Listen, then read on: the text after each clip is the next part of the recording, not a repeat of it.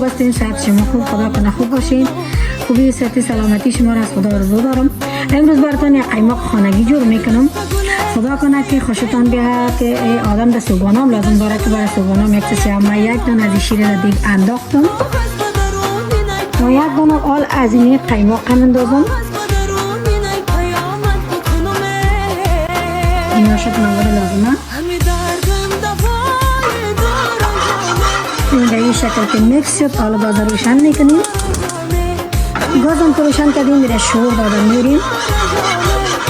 این دوستا بعدی شور میکنیم که خوب خف کنه شیر بازکشی شود.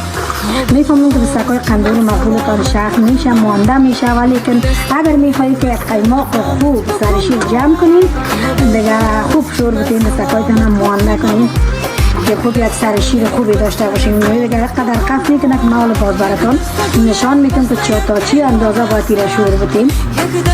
این جگرمی که به نی اندازه قف کرد خودتون میبینید که به چی اندازه چقدر قف کنه و هر مکسر که در خانه داشته باشیم میتونیم مکسرش کنیم. وقت مهمی است قف کنم.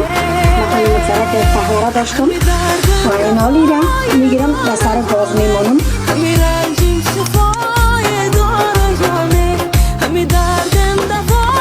این دوستایی را ما از قبل در یک دیگه کلام آب ماندیم آب میجوشه.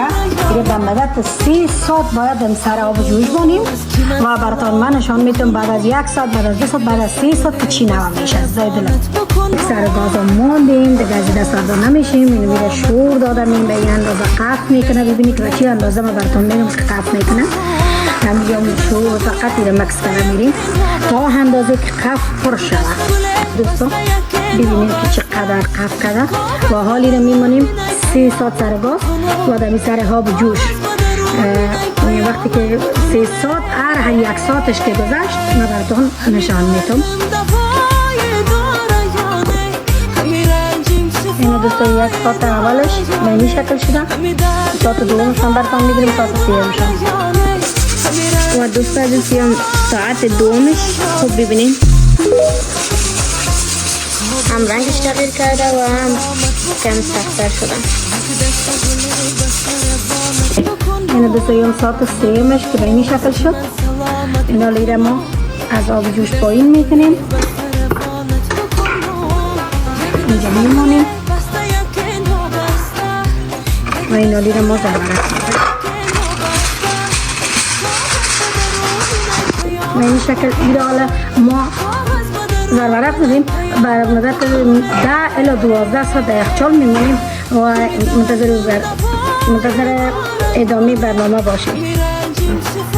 این دوستا بعد از 10 ساعت الی 12 ساعت از یخچال کشیدمش و این ما به این شکل برش کردم. اگر خط شما حدود داره میتونید برش کنید. حالی رو ما برو میکنیم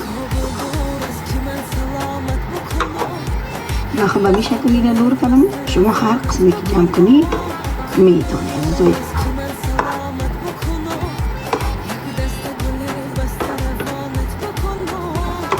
ماشاءالله که قیماق پتنی اومد. اگر پشت قیماق افغانستان وقت شدین خیلی حتما جور کنید جگرتان خوار.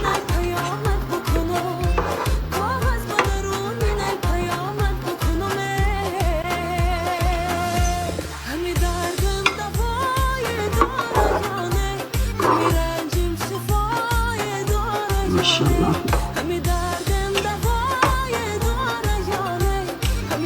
فامیلکای از مزدونیتان یک باری را جور کنید.